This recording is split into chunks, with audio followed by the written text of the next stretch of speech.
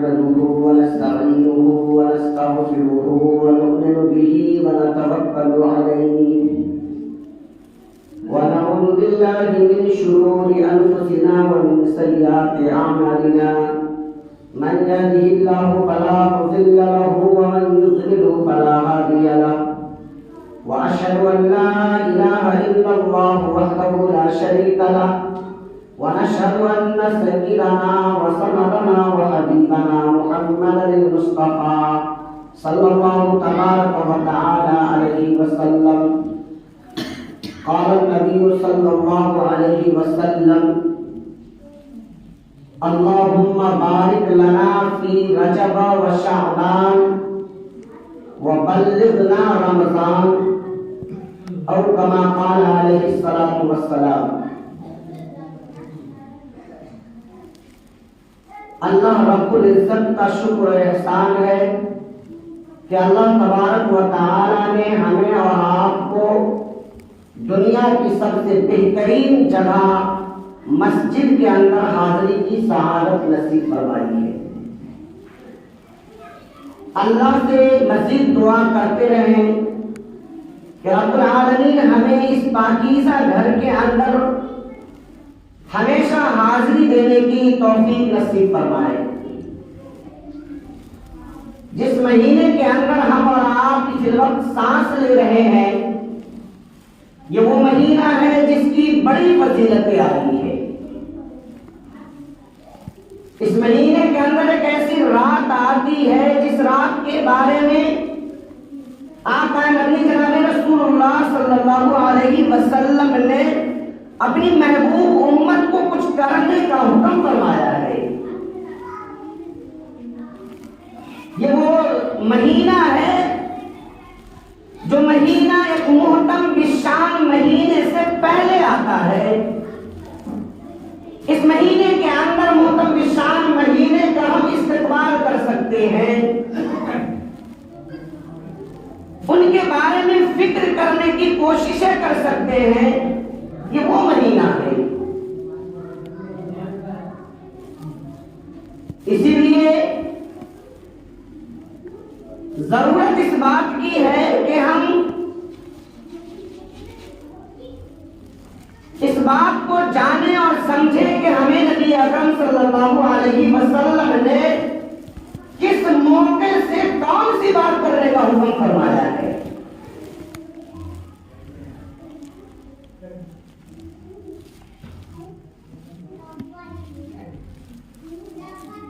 अल्लाह रब्बुल इज्जत का हमें हमारा शुक्र एहसान मानना चाहिए कि अल्लाह ने हमें ईमान दिया, सेहत और तंदुरुस्ती नसीब फरमाई,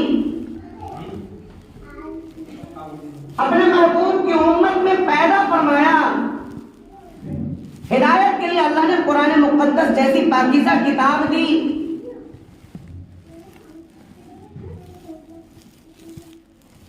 अपने आप को इस दिल के अंदर ये ख्याल पैदा करना चाहिए कि अल्लाह ने बिन मांगे हमें कितनी बड़ी दौलत दी है।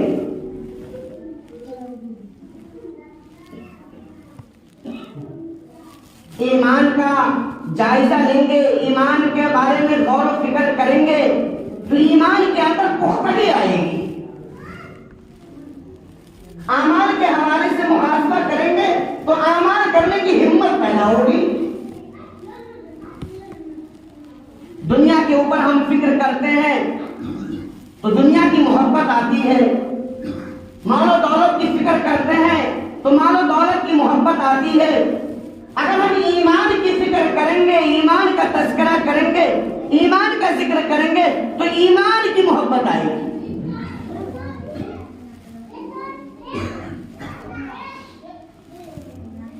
आज दुनिया के अंदर हम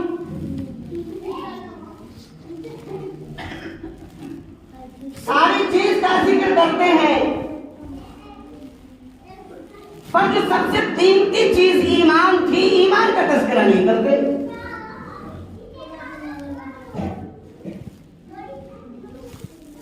जिसके ऊपर उखरवी निजात का जरिया है, दारो मदार है, आज हम उसी चीज को भूल बैठे हैं।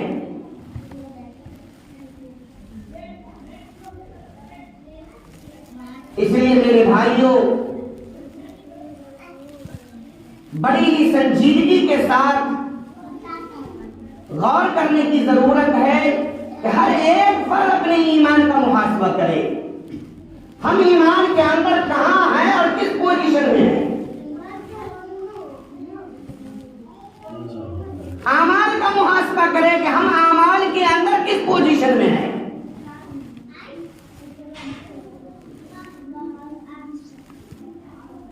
आका नबी जनाब रसूलुल्लाह सल्लल्लाहु अलैहि वसल्लम ने फरमाया, अल्लाहुम्मा बारिक लना फी रजब व शाबान। आप सल्लल्लाहु अलैहि वसल्लम जब रजब का चांद देखते थे तो रब्बुल आलमीन से दुआ करते थे, या इलाही हमारे उम्र में ऐसी बरकत नसीब फरमा, हमारी उम्र को इतनी बढ़ा दे कि हम रमजान के बाबरकत महीने को पा जाए।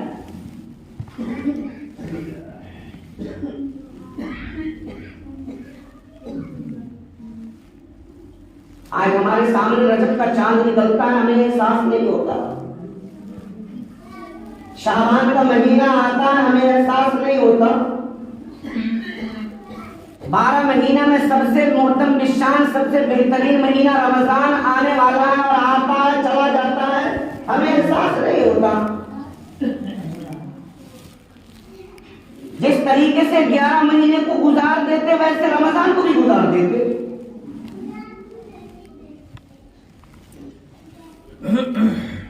जिस तरीके से आम महीनों में हमारे अंदर जो बुरे आमाल थे, बेअन ही बुरे आमाल रमजान में भी पाए जाते।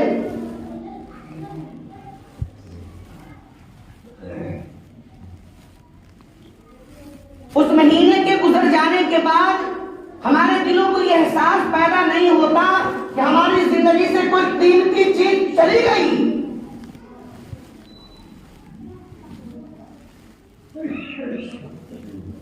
दौलत चली जाए तो एहसास होता है, औलाद गुजर जाए तो एहसास होता है, रिश्तेदार गुजर जाए तो एहसास होता है। लेकिन बाबरकत महीना रमजान गुजर जाए तो हमें एहसास नहीं होता।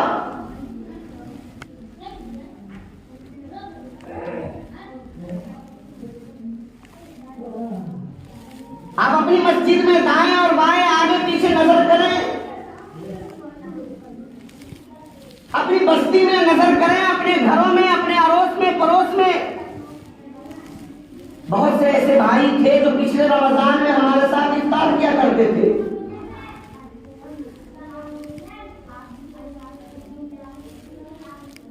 मार्केट के अंदर जाकर 7 कपड़े खरीद कर लाते थे।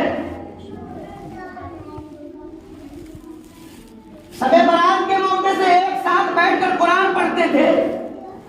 आज नजरें ढूंढ रही है, वो नजर नहीं आ रहे।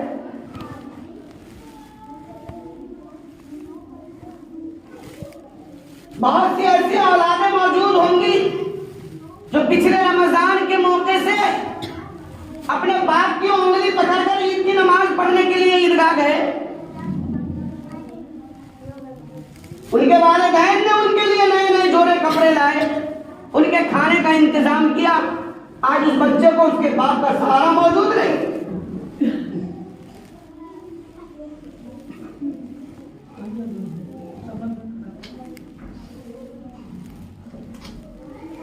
पता नहीं कि आज हम मौजूद हैं, आइंदा साल हमें नसीब हो ना हो।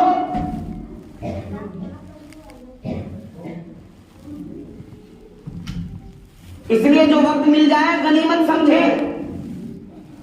जो मौका मिल जाए उसे गनीमत समझें। अल्लाह की इबादत में लगाने की फिक्र करें, नबी की इताअत में गुजारने की फिक्र करें।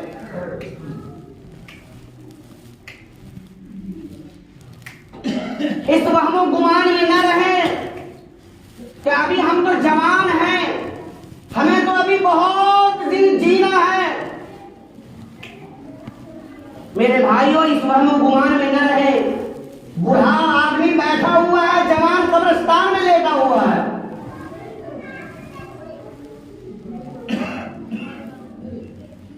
अल्लाह ने जो वक्त दिया है आपको, उसको गनीमत समझे, अपनी जिंदगी के आखिरी लम्हे को समझे, आखिरी मिनट और आखिरी घंटा समझे, और उस घंटे और उस लम्हे को अल्लाह की इबादत और नबी अकरम सल्लल्लाहु अलैहि वसल्लम की इताअत में गुजारने की कोशिश करें।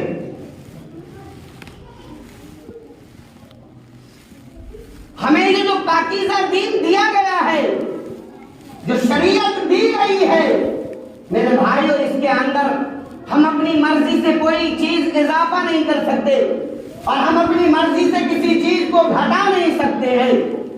यही नबी अकरम सल्लल्लाहु अलैहि वसल्लम की इताअत है, यही रब्बुल आलमीन की इबादत है। जो चीज नबी ने कह दिया है करने के लिए और जितनी मिकदार में कहा गया है करने के लिए, उससे एक बार आप न आगे बढ़ सकते हैं और न एक बार पीछे हट सकते हैं।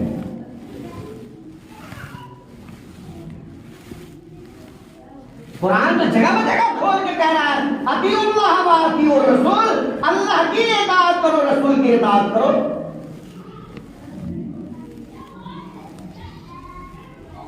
ये शबे बारात जिसके मौजू के तहत मैं आपके सामने कुछ बात करने के लिए आ गया हूं, हमारे मुआशरे में बहुत से ऐसे फर्क मौजूद हैं जो सिरे से शबे बारात की फजीलत के मुनकिर हैं।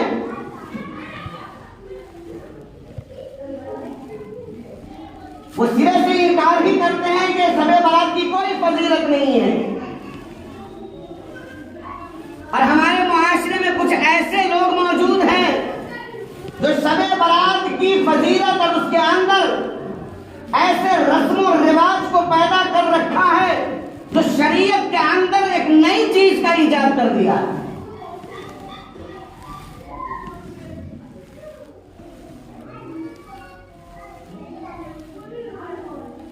हमें अपना ताल्लुक उन लोगों से भी नहीं रखना जिसने सिरे से फजीलत का इनकार कर दिया, और हमें उन लोगों से भी ताल्लुक नहीं रखना जिन्होंने इसके अंदर गुलू कर दिया।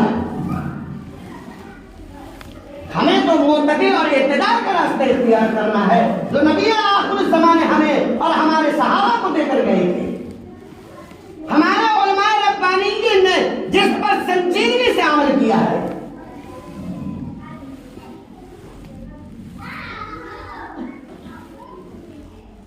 पूरे साल में 3 रातों के हवाले से लोगों के दरमियान तज़किरे होते हैं। एक वो रात है जिसे लैलतुल कदर कहा जाता है, शबे कदर, लैलतुल कदर, जिसके बारे में कुरान ने वज़ाहत के साथ बयान किया है। एक मुकम्मल सूरत अल्लाह ने नाज़िल की है, इन्ना अंज़लनाहु फी लैलतिल कद्र वमा अदराका मा लैलतुल कद्र लैलतुल कद्री खैरुम मिन अल्फि शहर।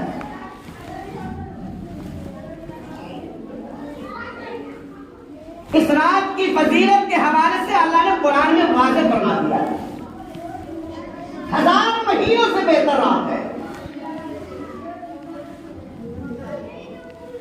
लेकिन ये रात पाई कब जाती है, उम्मत को इसका इल्म नहीं दिया गया,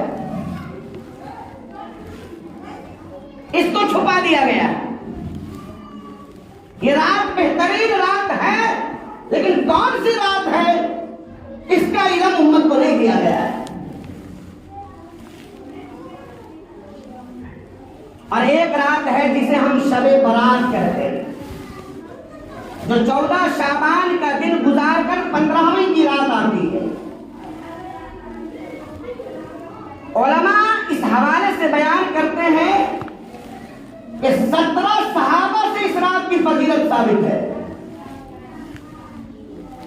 तो इस फजीलत के हवाले से रिवायत बयान करते हैं।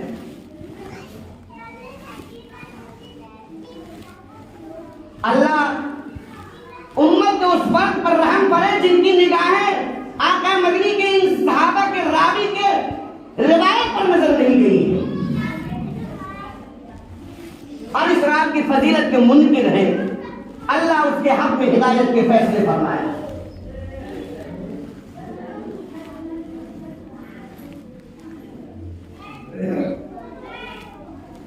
और तीसरी रात इसका उम्मत के अंदर एक नया चलन चल गया है, शबे मेराज। हालांकि आका मदनी जनाब रसूलुल्लाह सल्लल्लाहु अलैहि वसल्लम से इस रात के हवाले से कोई बात साबित नहीं है, सिरे से खारिज है। लेकिन उम्मत के अंदर एक नया तबका इस रात के हवाले से भी बहुत सी चीजें गढ़ ली है। अब उम्मत के अंदर एक तरीके से ज़हनी कशमकश का शिकार बना दिया।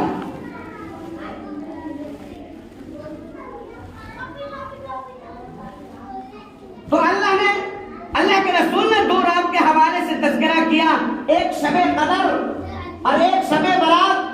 शबे कदर के हवाले से कुरान भी इस बात की वजाहत करता है, लेकिन वो रात पाई कब जाती है, इस रात के बारे में उम्मत को कोई खबर नहीं दी गई। 5 रातें मुख्तस की गई, तलाशियां उसके अंदर कौन सी रात पाई जाती है ये किसी को पता नहीं। रमजान के आखिरी अशरे में 21, 23, 25, 27 और 29 ये 5 रातें हैं, लेकिन 5 रातों में कौन सी रात पाई जाती है ये उम्मत को इल्म नहीं। लेकिन शबे बारात इसका इल्म दिया गया है, इसकी जानकारी दी गई है कि 14 शाबान का दिन गुजार के 15वीं की रात होती है। इस रात के अंदर अल्लाह रब्बुल इज्जत के फरिश्ते ऐलान करते हैं, अल्लाह के बंदों को यह ऐलान किया जाता है कोई अल्लाह का बंदा जो अपने गुनाहों में डूबा हुआ है और अपने गुनाहों की मग़फ़िरत रब्बुल आलमीन से चाहता है, और अल्लाह रब्बुल इज्जत कहते हैं कि जो मुझसे मग़फ़िरत की भीख मांगेगा मैं उसकी मग़फ़िरत करूंगा। वो है मुसीबत में डूबा हुआ, बीमारियों का शिकंजा उसके जिस्म पर कसा हुआ है, अगर वो बीमारी से शिफा मांगता है अल्लाह शिफा नसीब करता है। उस रात के अंदर जाकर अल्लाह की इबादत करनी चाहिए, कुरान करीम की तिलावत करनी चाहिए, अपना रिश्ता अल्लाह से मजबूत कीजिए, तन्हाई अख्तियार कीजिए और अल्लाह से इतना रो रो कर अपने गुनाहों की बख्शिश की दुआ मांगिए जैसे आपको यह एहसास होने लग जाए कि अल्लाह ने हमारे गुनाहों को माफ कर दिया।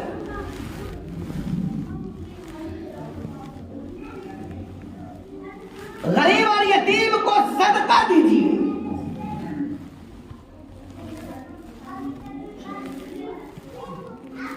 अगर कोई नंगा है जिस्म पर कपड़े नहीं उसके कपड़े का इंतजाम कीजिए, कोई भूखा है उसे खाना खिलाइए। ये इबादत के कबील की चीजें हैं और इस चीज को करना चाहिए। हमें कुरान नहीं पढ़ने आता, हमें दीगर अमाल नहीं करने आते, कम अज कम आपको अल्लाह अल्लाह बोलने तो आता है, कलमा तो पढ़ने आता है, ला इलाहा इल्लल्लाह मुहम्मदुर रसूलुल्लाह। आपको इतनी बात का इल्म, आपको इतना तो कहने आता है कि या इलाही मैं सरापा गुनाहगार हूं, तू अरहमुर राहिमीन है, तू गफूरुर रहीम है, तेरे अलावा कौन सा दर है जिसके दर पर मैं चला जाऊं और मग़फ़िरत की भीख मांगूं, तेरे अलावा तो कोई दर ही नहीं है, कोई दरवाजा ही नहीं है, जाऊं तो कहां जाऊं। इतना तो बोल सकते हैं, अल्लाह से अपनी मग़फ़िरत की भीख मांगिए।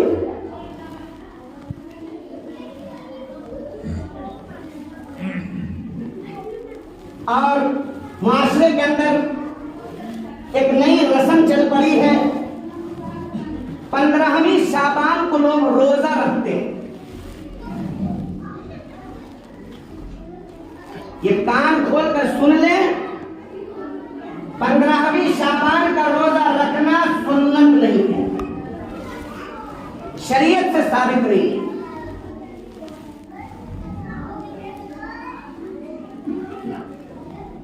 आप सल्लल्लाहु अलैहि वसल्लम का मामूल था, अम्मा आयशा रज़ी अल्लाह ताला अन्हा फरमाती है कि जब शाबान का महीना आता तो आप सल्लल्लाहु अलैहि वसल्लम कसरत से रोजा रखा करते थे।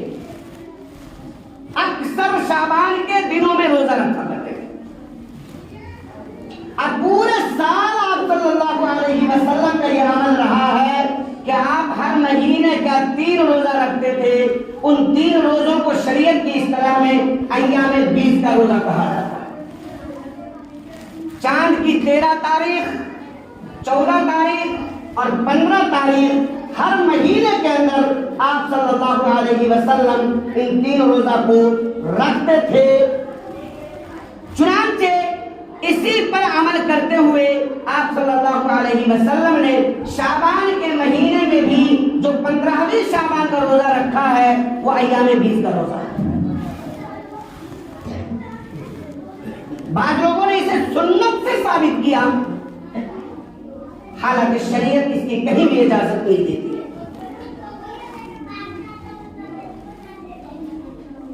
आखिरी बात आप समझ लें कि जहां आप सल्लल्लाहु अलैहि वसल्लम शाबान के महीने में कसरत से रोजा रखा करते थे, वही आप सल्लल्लाहु अलैहि वसल्लम ने फरमाया कि रमजान के आने से 1 दिन पहले या 2 दिन पहले कोई भी उम्मत का फर्ज रोजा न रखे। 29 तारीख को और 28 तारीख को या 30 का चांद हो तो 30 तारीख को रोजा नहीं रखना चाहिए, नहीं रखना चाहिए।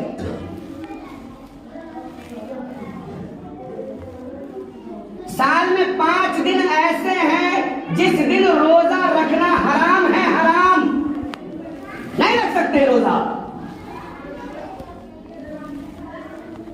उम्मत को यही बात तो समझाई जा रही है, यही तो शरीयत है, यही तो नबी की इत्तिबा है। नबी का हुक्म हुआ रोजा इस दिन रखा जाए तो रखा जाएगा, सवाब होगा। और नबी ने कह दिया कि इस दिन रोजा नहीं रखा जाएगा तो नहीं रखा जाएगा, नहीं रखने में ही सवाब है।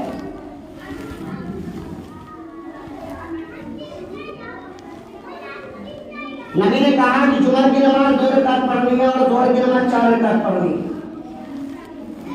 अब जुमा की नमाज कोई शख्स 4 रकात पढ़े तो उसे सवाब नहीं, गुनाह होगा। हालांकि नमाज के अंदर तो कुरान की तिलावत होती है, जिक्र होता है, न तस्बीह होती है।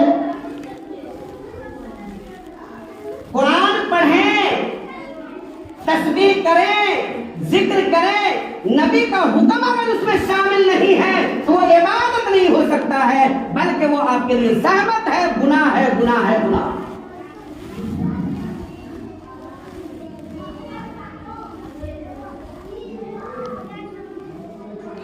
इसी बात को तो समझाया जाता है।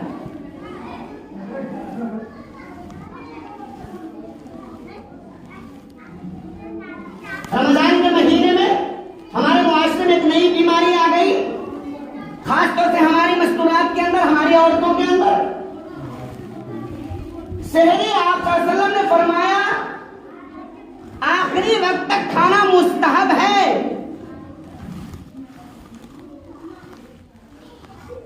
रोजा सुबह सादिक से गुरूब आफ्ताब तक है, और हमारे घरों में, हमारे मुआशरे में 2 घंटा पहले ही सेरी से फारिग हो, अभी बेकार हुई है थोड़ा सा।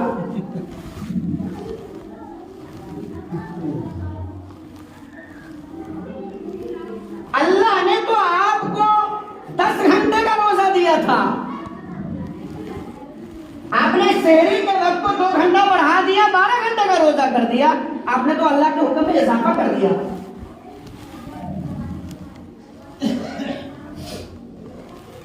गुरूब आफ्ताब हो गया, यकीन हो गया, सूरज डूब चुका है, अब इफ्तार में जल्दी करो, जल्दी, अब रुकना गुनाह है।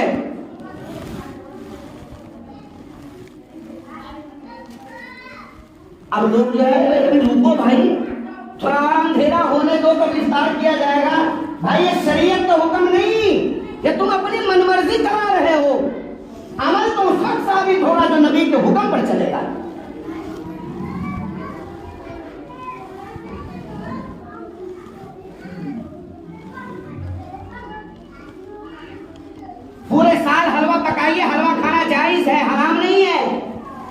पाकीज़ा रिज़्क़ है, खूब खाइए, खूब पकाइए, लेकिन खास सबे बारात के अंदर ही रोजा हलवा पकेगा, खास कर देना। जब तक शरीयत से साबित नहीं है कि 15वीं शाबान को हलवा पकाया जाए, तो गोया कि आपने शरीयत के अंदर इजाफा कर दिया। अल्लाह के रसूल को मालूम नहीं था, खलीफतुल मुस्लिमीन को मालूम नहीं था, सहाबा किराम को मालूम नहीं था कि हलवा पकाया जाना चाहिए। 1400 साल के बाद इस उम्मत के इस फर्द को मालूम हुआ कि हलवा पकाना चाहिए।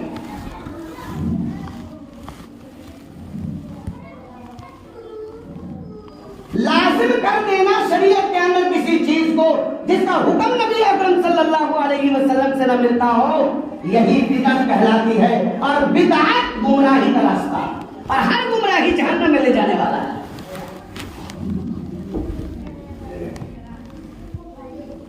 एक बात तो मान लिया जाए, चलो ये तो जायज उमूर में था, हलवा खाना और दिनों में जायज है, हराम नहीं है, शरीयत ने इजाजत दी है, भाई पाकीज़ा रिज़्क़ है, खाओ। लेकिन दूसरा अमल हमारे उम्मत के फर्दों में ये हमारे आप सल्लल्लाहु अलैहि वसल्लम की उम्मत के फर्दों में ये शामिल हो गया कि शबे बरत के अंदर आतिशबाजी की जाती है, पटाखे फोड़े जाते हैं। ये तो और दिनों में भी सही नहीं है, और दिनों में भी इसका गुनाह है। आतिशबाजी शरीयत में कहीं भी नहीं है, उम्मत को कहीं भी इजाजत नहीं दी गई है। जाए कि हम अपने भाई की शादी में, अपने बेटे की शादी में, अपने चचा की शादी में खूब पटाखे फोड़ते हैं और अपनी शान समझते हैं कि हम मुसलमान हैं।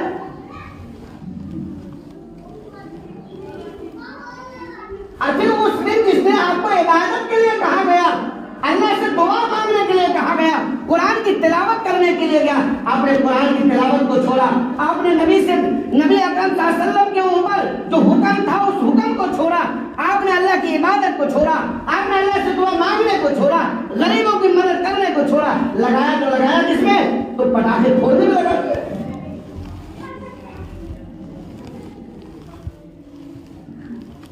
हमारे नौजवान तबके को एक नई फिक्र आ गई, हमें कुरान की तिलावत नहीं करनी, हमें नमाज नहीं पढ़नी, हमें दुआ नहीं मांगनी। पढ़ना क्या भाई? तो जो कुरान पढ़ रहे हैं, जो इबादत कर रहे हैं, उसे चाय पिलाया जाए। वो अपने आप को फजीलत का मुस्तहिक इसी बात को समझता है कि हम जितना चाय पिला दे पढ़ने वाले को उतना ही सवाब।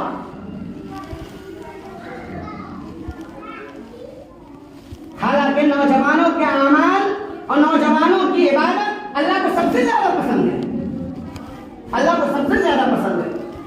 हश्र के मैदान में जब सारी इंसानियत साया के लिए तरस रही होगी, साया किसी को नसीब नहीं होगा, अल्लाह 7 लोगों को जो साया नसीब करेगा, ठंडा नसीब करेगा, उन 7 लोगों में से नौजवान इबादत गुजार भी होगा, नौजवान साले भी होगा। ये तो बूढ़े दाढ़ी पक गए, मुंह में से दांत निकल गए, आंख की रोशनी खत्म हो गई, पांव में ताकत नहीं है कि हिल सकते हैं, वो बेचारा क्या करेगा?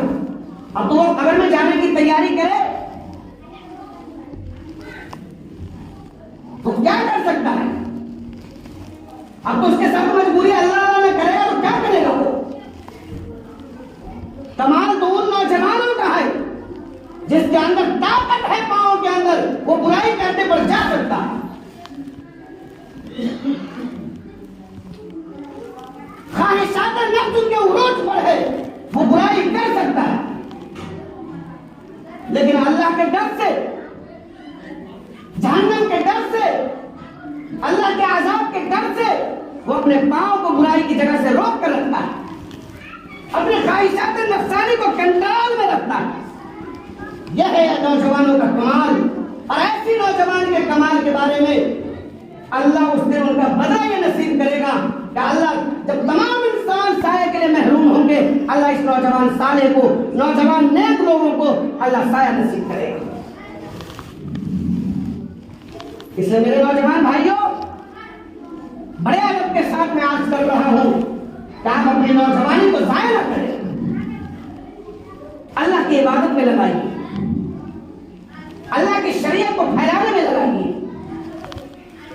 अल्लाह से मांगिए, अल्लाह को मनाइए। और खास तौर से शब बरात के दिन, शब बरात के मौके पर रात के अंदर आप सिर्फ चाय पिलाने में न रह जाएं, आप इस मोहल्ले से उस मोहल्ले में जाने वाले न बन जाएं, लोगों को जमा करने में न लग जाएं, बल्कि कहीं गोशा नशीनी अख्तियार कीजिए, कोई तन्हाई जगह अख्तियार कीजिए और अल्लाह के सामने इतना रोइए, इतना गिड़गिड़ाइए, इतना अपने आप के दिलों को अल्लाह के सामने हाजिर कीजिए कि अल्लाह आपके गुनाहों को, आपके बीमारियों को खत्म कर दे और नौजवान साले में आपका शुमार कर दे। अल्लाह तबारक व तआला, वक्त ज़्यादा हो रहा है, लंबी बात नहीं कर सकता, बातें बड़ी तफसील, बहुत ही तफसील से का मौका नहीं है, चूँकि जुमा का मौका होता है और लोग जो है अपने कामों को छोड़कर तशरीफ लाते हैं, ज़्यादा वक्त आपका नहीं ले सकता। अल्लाह तबारक व तआला हम मुसलमानों को शरीयत के सही मनहज पर अमल करने की हिम्मत और तौफीक नसीब